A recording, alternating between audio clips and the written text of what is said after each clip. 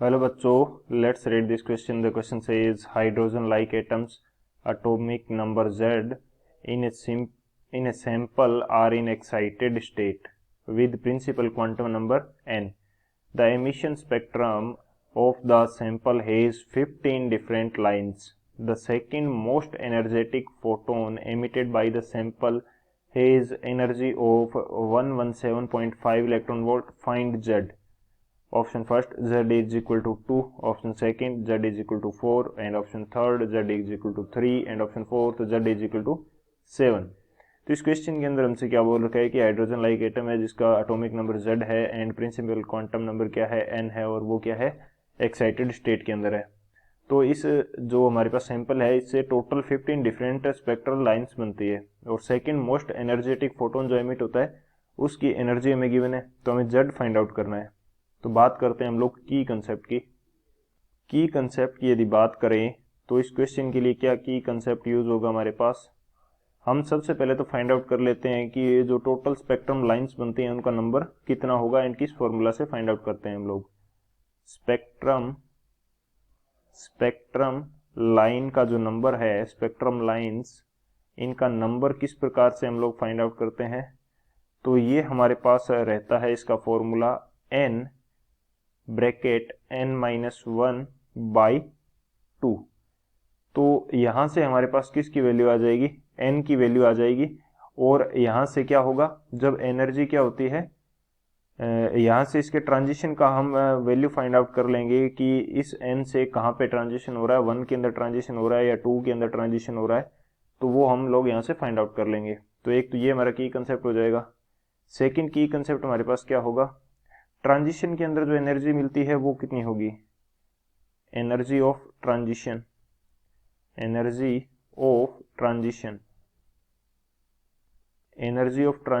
इसको हम रिप्रेजेंट कर देते हैं E से.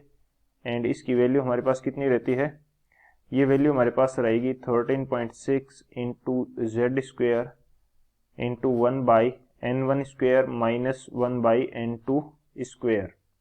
ये हमारे पास इसकी वैल्यू रहेगी. ट्रांजिशन कहाँ से कहाँ तक होगा, n2 से n1 की तरफ यदि ट्रांजिशन हो रहा है, ट्रांजिशन क्या हो रहा है, n2 से n1 की तरफ ट्रांजिशन हो रहा है, तो इसके लिए ये एनर्जी हमारे पास होगी उस फोटोन के पास जो एमिटेड होगा. तो ये दो हमारे की कंसेप्ट होंगे. इन दोनों की कंसेप्ट की हेल्प से इस क्वेश्चन को सोल्व करते हैं हम लोग. तो यदि मैं बात करता हूँ सॉल्यूशन की, तो सबसे पहले तो हम स्पेक्ट्रल लाइंस का जो नंबर हमें दे रखा है, कितना दे रखा है, 15 दे रखा है, तो उससे n की वैल्यू फाइंड आउट कर लेते हैं. ये क्या हो जाएगा, n into n minus 1 by 2. तो ये हो जाएगा 30 which is equal to n into n minus 1. तो यहां से हमें डायरेक्ट पता चल रहा है कि 30 को हम किस प्रकार से लिख सकते हैं, 6 इंटू 6 माइनस 1 यानी कि 5 विच इज इक्वल टू क्या हो जाएगा, 30 हो जाएगा. तो यहाँ से n की वैल्यू हमारे पास कितनी आ जाएगी, n की वैल्यू जो आ जाएगी वो हमारे पास 6 आ जाएगी. n की वैल्यू कितनी आ जाएगी, 6 आ जाएगी. अब हमें क्या दे रखा है, second most energetic photon, second most energetic. तो फर्स्ट मोस्ट कब होगा, जब 6 से हमारे पास फर्स्ट के अंदर आ रहा है transition, n is equal to 6 से n इज इक्वल टू 1 के अंदर ट्रांजिशन हो रहा है, तो इसकी एनर्जी क्या होगा, मोस्ट एनर्जेटिक. ये क्या होगा हमारे पास, मोस्ट एनर्जेटिक. और जब 6 से 2 के अंदर आएगा तो ये क्या हो जाएगा, सेकंड मोस्ट एनर्जेटिक. ये क्या हो जाएगा, सेकंड मोस्ट एनर्जेटिक हो जाएगा.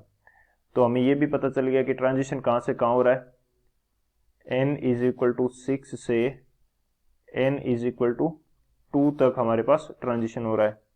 तो इसके लिए एनर्जी की वैल्यू हमें कितनी देर की है, 117.5 इलेक्ट्रॉन वोल्ट. तो ये फॉर्मूला हम अप्लाई कर देते हैं. फॉर्मूला क्या रहता है हमारे पास बेसिकली एनर्जी के लिए, E is equal to 13.6 into Z square. तो जेड हमें फाइंड आउट करना है इंटू n1 स्क्वेयर. n1 कहाँ पे आ रहा है, 2 के अंदर आ रहा है, तो 2 का स्क्वेयर हो जाएगा, माइनस कहाँ से आ रहा है, 6 से आ रहा है, तो 6 का स्क्वेयर हो जाएगा. और E की वैल्यू हमें कितनी देर की है, 117.5 इलेक्ट्रॉन वोल्ट. और ये जो फॉर्मूला होता है इससे एनर्जी किसके अंदर मिलती है, इलेक्ट्रॉन वोल्ट के अंदर मिलती है. तो यहाँ से हम इजीली Z की वैल्यू फाइंड आउट कर पाएंगे. जेड स्क्वेयर ये कितना हो जाएगा, 1/4 माइनस 1/36.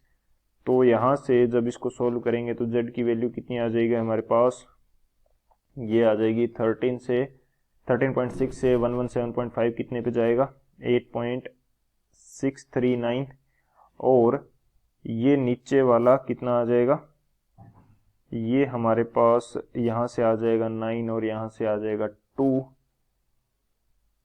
ये वैल्यू आ रही है हमारे पास जेड स्क्वेयर की, और यहाँ से जब इसको आगे सोल्व करेंगे तो जेड स्क्वेयर की वैल्यू कितनी आएगी, 4.31 into 9 which is equal to कितना आएगा हमारे पास 38.79।